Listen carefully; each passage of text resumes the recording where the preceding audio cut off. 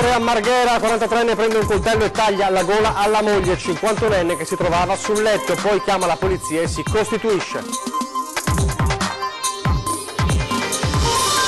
L'autonomia del Veneto frenata dopo le parole del Premier Conte che parla di mesi per trovare un accordo, la preoccupazione del governatore del Veneto Zaia, chi blocca questo percorso dovrà renderne conto ai cittadini. Inchiesta Camorra, oggi ancora interrogatori davanti al giudice anche Mirko Mestri, il sindaco arrestato ad Eraclea. Intanto le parole del procuratore di Treviso, quella contro le infiltrazioni mafiose è una lotta impari. Dimissioni in massa del Consiglio Comunale, cade l'amministrazione di Rovigo e finisce l'era del sindaco leghista Massimo Berganin. Il batterio Chimera, l'ULSS trevigiana richiama 2200 pazienti operati tra il 2010 e il 2017, una task force al lavoro per combattere il batterio killer. Una strada olimpica a Cortina Milano che attraverserebbe anche la Marca, l'idea lanciata dai presidenti delle regioni candidati ad ospitare i giochi invernali del 2026. Saranno due gli angeli del Carnevale di Venezia, Erika Chia, Maria del Carnevale 2018 e Nicolò Rossi, Maria dei Lettori 2018. Telespettatori di Antena 3, buongiorno, ben trovati, la prima edizione dei nostri telegiornali e dunque in primo piano la cronaca di un ennesimo purtroppo femminicidio. Parliamo di un omicidio avvenuto questa mattina all'alba a Marghera, dove una 43enne ha sgozzato la moglie nella loro abitazione in piazza Mercato. Sul posto per noi c'è, vedo già Anna Maria Parisi insieme a Paolo Sanavio. Anna, allora raccontaci di questo ennesimo dramma, questa ennesima tragedia.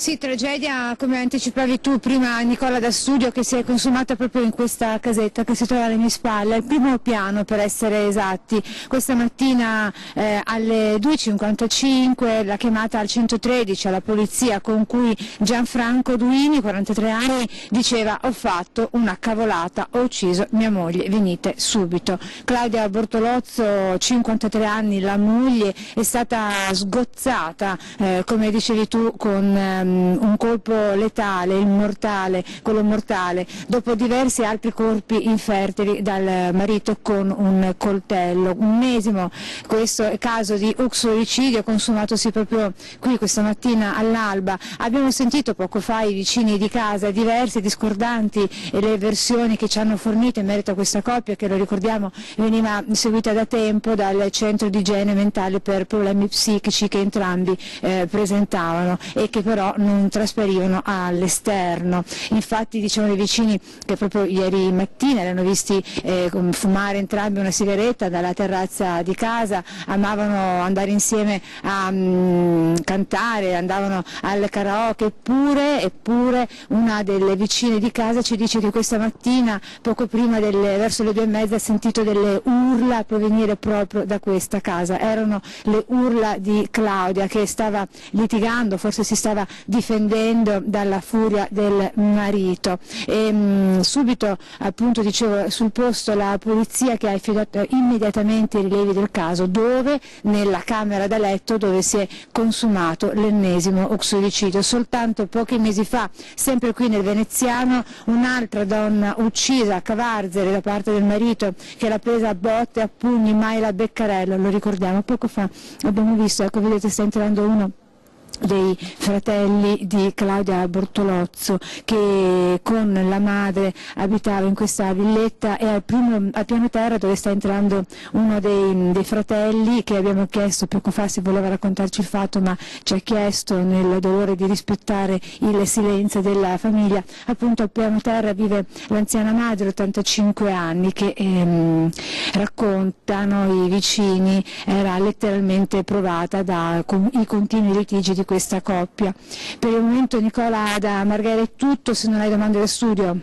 Grazie Anna Maria Parisi, ovviamente tutti i dettagli di questa tragica vicenda, anche il retroscena di questa coppia che evidentemente, nonostante i litigi, poteva sembrare una coppia come tante lì in zona a Marghera. E vedremo ovviamente questa sera nel corso del nostro telegiornale, a partire dal telegiornale del Veneto. Adesso il caso autonomia e lo schiaffo ieri con le parole del Premier Giuseppe Conte al question time al Senato. Ci vorranno mesi per arrivare alla quadra sull'autonomia, le preoccupazioni ovviamente dal Veneto. Prima le parole del ministro Erika Stefani, poi quelle del premier Giuseppe Conte al question time in Senato. Interventi che in poche ore fanno presagire un ulteriore allungamento dei tempi nel già difficile percorso verso l'autonomia del Veneto. La giornata inizia con le dichiarazioni del ministro per gli affari regionali Stefani, che in commissione bicamerale spiega: i testi non ci sono perché l'intesa non c'è l'accordo, dice, i nodi da sciogliere sono numerosi, i testi che stanno circolando sono spesso erratici, sono bozze che tali sono, la parte ambientale della sanità non è definita, sui beni culturali non vi è l'accordo, sull'istruzione c'è molto da decidere, i testi, conclude la Stefani, ci saranno quando ci sarà un accordo. Poche ore più tardi è il Presidente del Consiglio, Conte, in Senato a parlare di autonomia. Di chiarire un passaggio che è sicuramente molto significativo, che ci occuperà nei prossimi giorni, prossime settimane, mesi. In questa fase, come è noto, l'Esecutivo sta completando un'intensa e complessa attività istruttoria e di negoziazione propedeutica alla redazione di un testo condiviso con le regioni richiedenti. Dunque il lavoro è tutt'altro che finito e le tempistiche difficili da prospettare. Io sono preoccupato del fatto che le forze di governo che ci governano sono coloro che hanno sostenuto l'autonomia al referendum, hanno sostenuto anche l'autonomia al contratto di governo. Siccome sulla Lega non ho dubbi perché la sostiene al 100%, a questo punto i cittadini dovranno chiedere conto all'altra forza, al Movimento 5 Stelle, rispetto al mantenimento e al non mantenimento eventuale, io spero di no, dell'accordo sull'autonomia. Un messaggio ai 5 Stelle, ma non solo. Finalmente l'Italia si è accorta che non stavamo scherzando, nel senso che ho l'impressione che qualcuno pensasse che giocassimo a Monopoli. Per noi l'autonomia è una roba seria e vogliamo arrivare in porto, visto e considerato che rispettiamo quella Costituzione che gli stessi che ci criticano sventolavano fino all'altro giorno dicendo che bisogna rispettare la Costituzione. Un confronto che ci sta, vista la materia, ma che, spiega Zaia, deve portare alla conclusione dell'iter. Vedo che si sta muovendo tutti, insomma, dal Capo dello Stato in giù tutti stanno giustamente discutendo di autonomia, l'importante è che tutta questa discussione sia un'inutile perdita di tempo. Un altro Conte oggi, Mario Conte, il sindaco di Treviso, è tornato a parlare di autonomia, a difendere l'autonomia, e lo ha fatto nel suo intervento in aula alla Camera in occasione dell'incontro tra le istituzioni nazionali e i sindaci dei comuni italiani. Sentitelo, le parole, proprio il passaggio del discorso del sindaco di Treviso sulla autonomia. Questa va nella direzione di maggiore attenzione verso la modernità, verso un paese. E qui ci tengo a riprendere le parole del governatore del Veneto Luca Zaia, un paese federale, moderno e innovativo, che mette da parte centralismi e assistenzialismi. L'autonomia è efficienza, assunzione di responsabilità e consentirebbe a tutti i comuni di poter avere maggiore ambiti di spazi e maggiore autonomia. E non di meno il Veneto può rappresentare un laboratorio del federalismo a beneficio di tutti. Sono sicuro che con l'autonomia altre regioni si dimostrerebbero interessate a percorsi virtuosi di programmazione e di spesa. Sarebbe bene, dice sempre il nostro governatore Luca Zaia, che tutte le regioni, anche quelle del sud, avessero la loro autonomia, perché gli amministratori sarebbero costretti a rispondere direttamente ai cittadini. L'autonomia è l'unico modo vero per controllare la qualità delle amministrazioni e consentirebbe inoltre maggiori risorse da destinare proprio in questi straordinari beni comuni. Le parole del sindaco di Treviso a Roma all'inchiesta sulla Camorra. È ancora giornata di interrogatori oggi, a partire da quello più atteso, quello del sindaco arrestato ad Eraclea. Ci fa il punto della situazione al telefono la nostra Ilaria Marchiori. Ilaria. Buongiorno da Venezia, continuiamo a parlare dell'inchiesta sulla Camorra in Veneto. Oggi infatti è il giorno dell'interrogatorio di Mirko Mestre, il sindaco di Eraclea, che è stato arrestato durante il maxi blitz di polizia e guardia di finanza per voto di scambio con la Camorra. Attualmente si trova nel carcere di Tolmezzo. A Parma è previsto invece quello di Luciano Donadio, l'uomo che è considerato il boss del clan dei Casalesi a Eraclea. Nel corso degli interrogatori i difensori potranno chiedere la rimodulazione della misura cautelare in carcere con gli arresti domiciliari e dopodiché i giudici su questo dovranno esprimersi. Gli interrogatori in ogni caso si dovrebbero concludere entro domani. Ricordiamo anche che ieri moltissimi si sono avvalsi della facoltà di non rispondere. E intanto proprio ieri pomeriggio è stato arrestato l'ultimo uomo, quello che inizialmente era sfuggito agli agenti della squadra mobile di Venezia e in collaborazione col GICO della Guardia di Finanza di Trieste nel giorno del blitz, che lo ricordiamo ha portato all'arresto di 50 persone, che ora sono 51. Dunque nel pomeriggio, dicevamo, gli uomini della squadra mobile di Caserta hanno arrestato Antonio Puotti, 33 anni, che è ritenuto responsabile dei reati di associazione per delinquere a stampo mafioso, usura, rapina, bancarotta fraudolenta e spaccio di sostanze stupefacenti. Da Venezia è tutto, restituisco la linea allo studio. Grazie Ilaria Marchiori. Come sappiamo l'inchiesta Camorra riguarda anche la Marca trevigiana. Ieri le parole del procuratore capo di Treviso, quella contro le infiltrazioni mafiose, era una lotta davvero impari, mentre emergono dettagli anche sui rapporti tra organizzazioni ed ex banche popolari venete.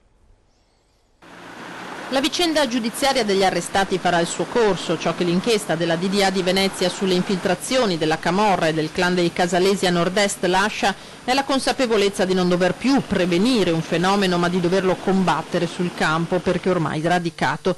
Lo dice, forte della sua esperienza, la direzione distrettuale antimafia, il procuratore della Repubblica di Treviso, Michele Dalla Costa. Noi abbiamo anche la possibilità, attraverso l'esame delle procedure concorsuali, le situazioni fallimentari di determinate aziende, di scoprire possibili buchi neri o possibili tane di malaffare.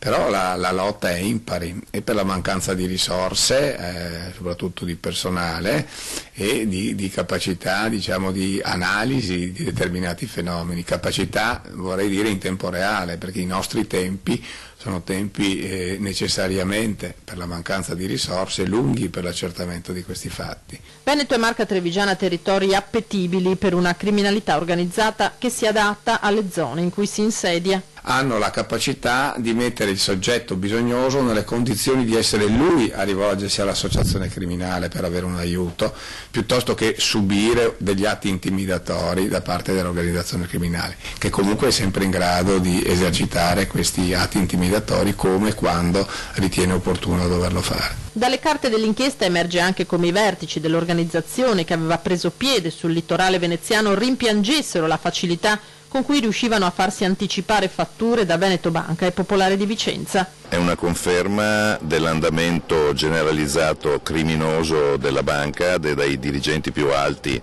fino all'ultimo degli impiegati, che non potevano non capire e non conoscere quali erano i profili dei soggetti che andavano a chiedere di scontare o di avere affidamenti bancari.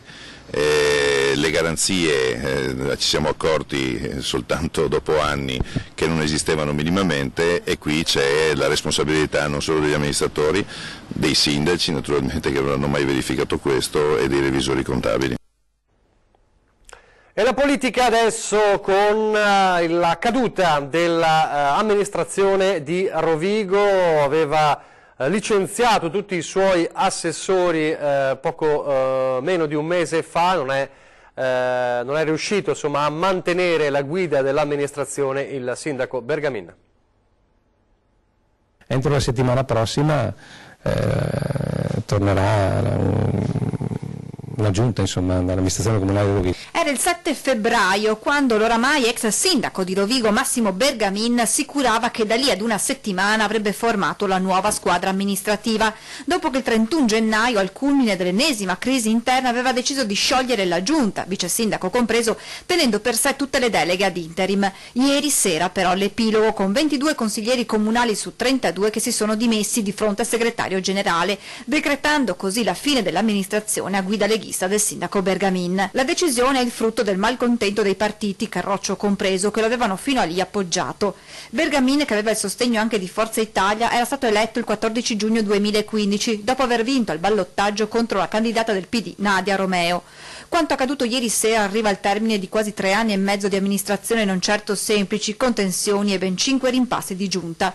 Scongiurato dunque il rischio commissariamento fino alle elezioni del 2020, visto che la prefettura aveva ribadito la necessità di chiudere entro il 21 febbraio. Ora i cittadini di Rovigo dovranno tornare anticipatamente alle urne a fine maggio per eleggere il nuovo sindaco e il consiglio comunale. Torniamo alla cronaca, un incendio nell'Alta Padovana, il bilancio di 2 feriti. Incendio di una casa rurale a Grossa di Gazzo, nell'Alta Padovana. Il bilancio è di un uomo ustionato e di un'anziana intossicata. 3 i nuclei familiari che vivono nell'edificio e che sono usciti prima dell'arrivo dei soccorsi. I 2 feriti sono stati presi in cura dal personale del SUEM 118 e trasferiti in ospedale. I vigili del fuoco, accorsi da Cittadella e Padova, con 5 automezzi e 16 uomini, hanno circoscritto e spento le fiamme che hanno interessato il primo e il secondo piano, oltre al tetto. Le cause dell'incendio sono in corso di accertamento. L'intervento dei pompieri è durato alcune ore. Continua a far paura il batterio Chimera. L'ULSS Trevigiana richiama 2.200 pazienti operati tra il 2010 e il 2017. Sono ben 2.200 i pazienti operati in cardiochirurgia a Treviso tra il 2010 e il 2017 che saranno richiamati man mano dall'ULSS 2. Una task force è già in piedi per combattere il batterio killer. Non solo, ma saranno spedite a casa delle lettere informative per spiegare i possibili rischi di infezione. I sintomi vanno dalla febbre senza apparente motivazione, sudorazione notturna, stanchezza, dolori, nausea, perdita di peso, tosse. Per le persone sottoposte all'intervento in quel determinato periodo, se hanno uno o più disturbi, possono chiamare il numero telefonico dedicato e gestito da personale esperto che dirà loro cosa fare. L'azienda sanitaria, inoltre, già da alcune settimane ha fatto aprire un ambulatorio gestito dalle unità malattie infettive e microbiologia e contattato già da oltre 500 persone. Tra queste sono emersi 6 casi sospetti. Gli accertamenti su questi pazienti sono tuttora in corso. Assalto lampo, una rapina all'ufficio postale di Piove di Sacco e caccia all'uomo. Un assalto lampo è bastato meno di un minuto al bandito che ha rapinato l'ufficio postale di Piove di Sacco e in pieno giorno, riuscendo a farsi consegnare, pistola alla mano, circa 2.000 euro in contanti. Il blitz alle 13:30 all'interno dell'ufficio di via Zabarella. C'erano un cliente e alcuni dipendenti. Il rapinatore, con il viso coperto da sciarpa e berretto, è entrato puntando la pistola e ordinando al personale di farsi consegnare tutti i contanti presenti nelle casse. Attoniti e scioccati hanno descritto il bandito come un uomo italiano. Sul posto sono arrivati i carabinieri avvisati dal direttore. Oltre all'identikit fornito dalle vittime, verranno visionate le immagini delle telecamere di videosorveglianza della posta e delle vie limitrofe. 10 immigrati clandestini sono stati trovati questa notte dalla polizia ferroviaria di Verona dentro un carro merci alla stazione di Porta Vescovo. Gli stranieri nascosti all'interno di un vagone che trasportava cereali erano partiti dalla Serbia con destinazione finale Cuneo. Gli agenti della Polfer hanno sentito rumori all'interno del vagone e sono intervenuti con il supporto dei colleghi delle volanti e dei vigili del fuoco. I clandestini sono stati portati in questura per le operazioni di fotosegnalamento. Pochissimi istanti, pochissimi secondi di pubblicità e torniamo subito.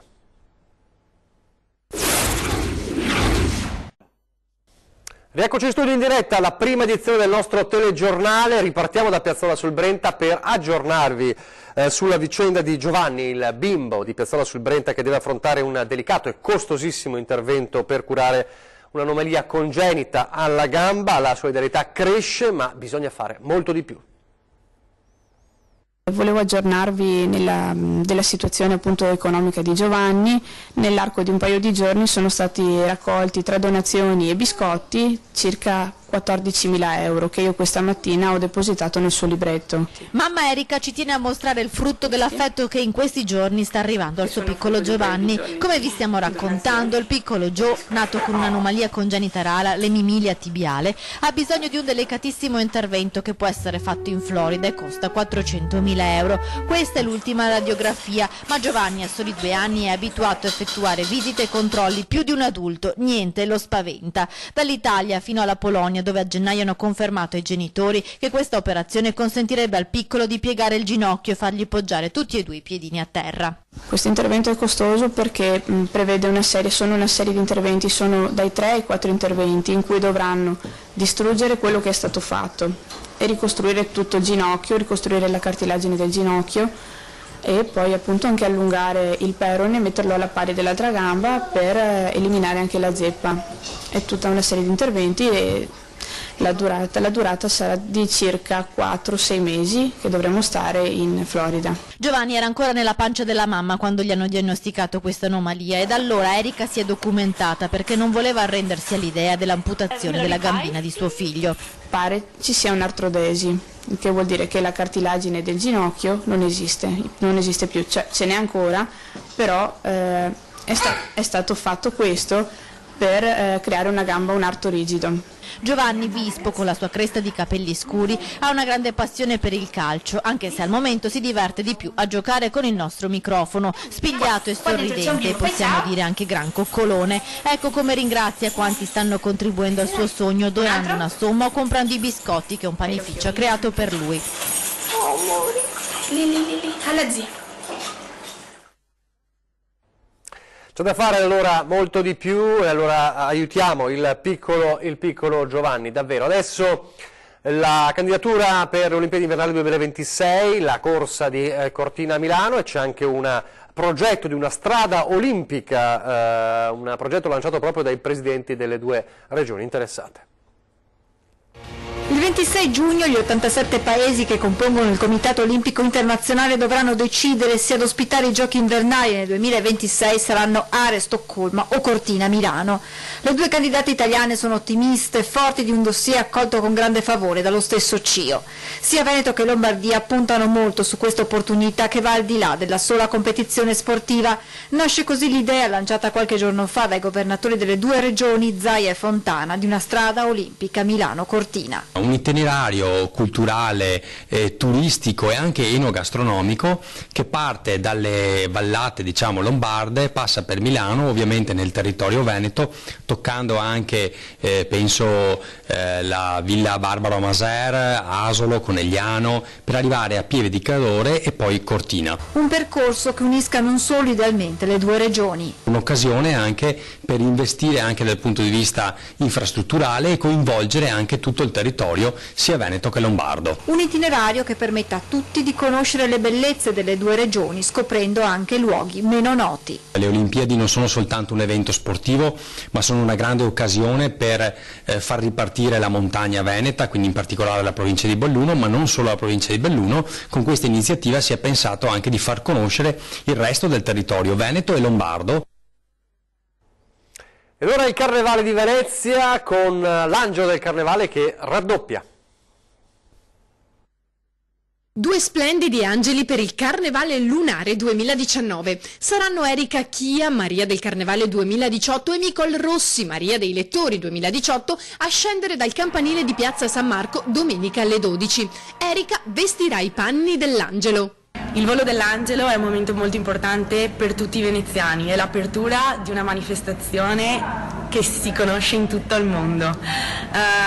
Sono emozionatissima, non vedo l'ora, è un'esperienza unica che porterò con me per il resto di tutta la mia vita, è una cosa che racconterò ai miei figli, quindi sono veramente entusiasta. Ma domenica, per la prima volta nella storia del Carnevale veneziano, ci sarà un secondo volo oltre a quello tradizionale, il volo dell'angelo guerriero, rappresentato da Nicole Rossi, 27enne di San Polo. L'idea è partita proprio da lei. È una storia un po' particolare perché nasce tutto da novembre, quando ho avuto l'onore di sfilare assieme a tantissime guerriere dell'Associazione Amiche per la Pelle. Sono tutte guerriere che lottano o hanno lottato contro il tumore al seno. E in quella serata ci sono state tantissime emozioni dove mi hanno fatto capire di più quanto fosse importante comunque la sensibilizzazione e la lotta, soprattutto con ottimismo, perché lì ho conosciuto veramente delle donne favolose, splendide, che emanavano proprio una luce propria, si vedeva veramente quanto avevano da raccontare. E così ho deciso di approfittare del fatto che comunque ero conosciuta nel mondo del carnevale per dire perché no, perché non provare a creare un volo dedicato ai guerrieri. A ore 13 fra pochissimo per parlare di disabili psicofisici, come si curano in casa. Lo facciamo con Silvia Festa, responsabile area disabilità della cooperativa Codes di Verona, e Simone Andreis, responsabile promozione lavoro area domiciliarità di Verona. Questa sera poi a 20:10 vi racconteremo una storia che molti di voi già conoscono, ma avremo qui in studio proprio la protagonista l'avevo raccontato che nei nostri telegiornali, avremo Emma della Libera, la 21enne trevigiana, che studia all'Università di Trento e sogna di fare la ricercatrice per studiare la malattia rara che l'ha colpita oltre 10 anni fa. Una storia davvero straordinaria. Emma della Libera sarà con noi e insieme alla mamma Annalisa Bertazzon per raccontare la sua storia a 20:10. E adesso le previsioni del tempo. Grazie per averci seguito, arrivederci.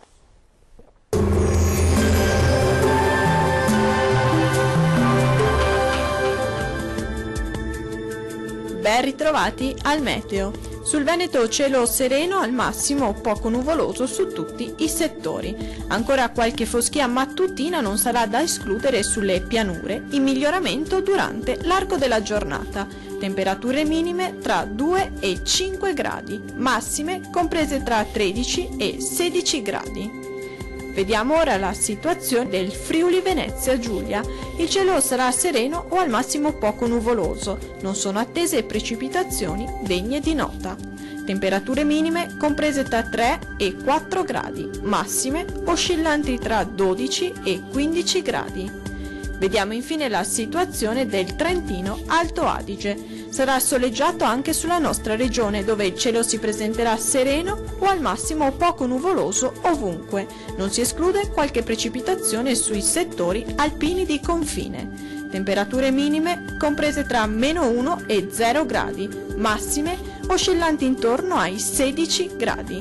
Dal meteo di Antenna 3 è tutto, arrivederci al prossimo aggiornamento.